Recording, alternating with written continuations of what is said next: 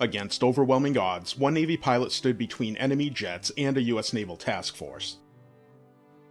On November 18, 1952, Elmer Royce Williams, then a lieutenant, was leading 3 other jet fighters from Fighter Squadron 781 aboard the USS Oriskany.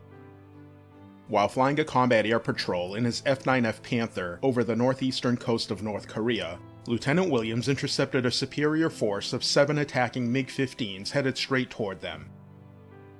Vastly outnumbered after 2 of the other pilots were ordered to return to protect the ships of Task Force 77, he and his wingman engaged anyway.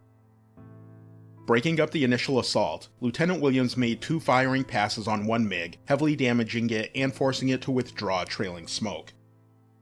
His wingman pursued the crippled jet, leaving Lieutenant Williams alone against the remaining 6 fighters. Despite being outnumbered and flying an aircraft slower and less maneuverable than the MiGs, Lieutenant Williams continued the fight. He sent one MiG spiraling into the sea and downed 2 more in the furious dogfight. During the engagement, his jet was struck by a 37mm cannon round and was severely damaged.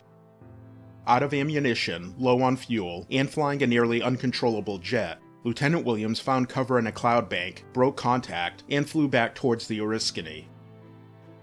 While en route, he was fired upon by friendly forces until they were told that the unidentified jet was American.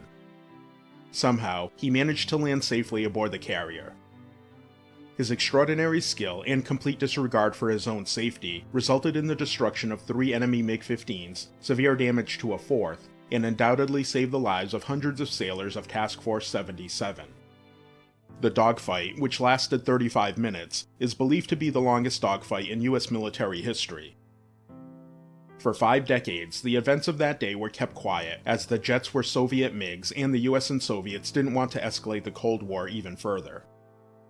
Elmer Royce Williams was initially awarded the Silver Star for his actions that day, which was upgraded to the Navy Cross in 2023, and again to the Medal of Honor in 2026.